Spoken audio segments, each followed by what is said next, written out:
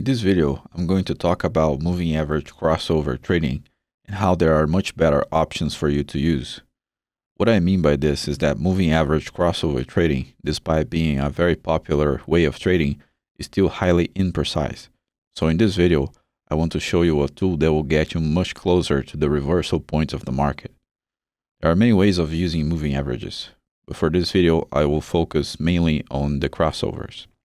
So a moving average crossover is when you have two moving averages on the chart with different periods, and one moving average crosses over the other, giving a buy or sell signal.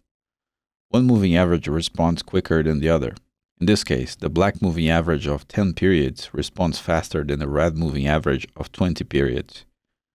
When the black moving average crosses above the red moving average, there is a buy signal, and when the black moving average crosses below the red one, we have a sell signal.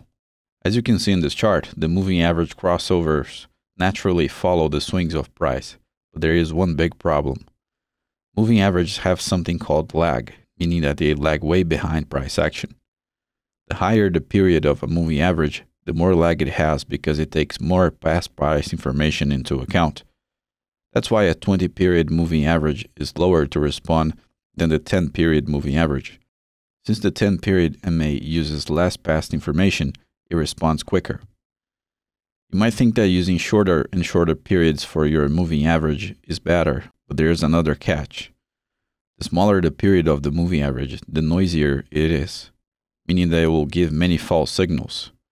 In summary, the shorter the period you use in your moving average, the quicker it will be, but it will also be noisier and give too many false signals. The larger the period you use in your moving averages, the slower it will be, but on the other hand, the smoother it will be. Let me show you that by altering the periods of these two moving averages in the chart. Let's take the black 10-period MA and transform it into a 3-period moving average.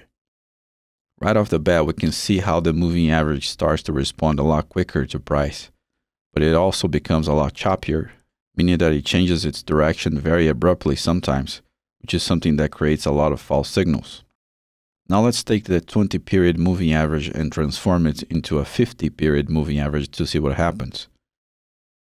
As you can see, the 50-period moving average responds very slowly to price action, but on the other hand, it is much smoother than the 3-period black moving average. In this chart, we can already see two false signals for a moving average crossover. Notice that the black line crossed below the red line, giving a sell signal in these two areas. If you look at price action, you will notice that this is the place where you should be buying, not selling. Right, so let's return to the more common periods for moving average crossovers, which are the 10 and 20 for the MAs. Let's pick one crossover that gave a good buy signal and analyze what happens more closely. Whenever you look at a moving average crossover, don't look to the averages themselves. Look at the price action where the averages cross, since that will give you a much better idea. In this case, the vertical line shows where the moving average crossover happened. We can easily see that this buy signal was successful.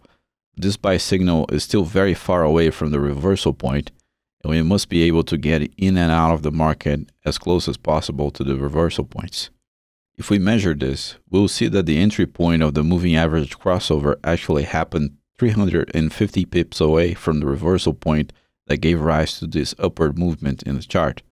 Now I want to show you that there is a much better alternative to moving average crossovers, meaning a tool that is able to show you the reversal points of the market much more precisely than any moving average ever will, because this tool has zero lag. I'm talking about the Andrews Pitchfork.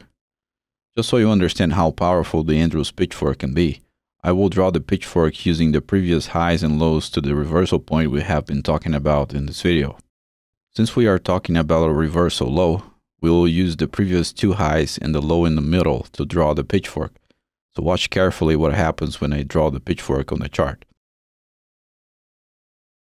The center line of the pitchfork is able to pinpoint almost exactly the reversal point that we have been talking about by using the previous highs and lows the market created.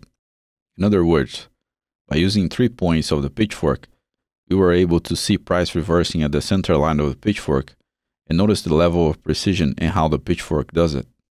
If we compare the signal given by the pitchfork with the signal given by the moving average crossover, we'll see that there is a massive difference both in precision and time. This is the daily chart, so the signal given by the pitchfork came 14 days before and 350 pips earlier than the signal given by the moving average crossover. That means that if you were using a pitchfork in a situation like this, you could have taken a larger profit with a smaller stop, and we all know that makes a huge difference in trading. If you want to learn more about advanced trading tools and techniques, check this other great video about the pitchfork that I have in the channel. I also offer a series of training courses where I teach over 40 advanced techniques like the pitchfork that will enable you to take your trading to the next level. So that's it for this video. If you enjoyed it, please help support the channel by clicking the like button, subscribing to the channel, sharing the video, and leaving your comment below. Thank you for watching and take care.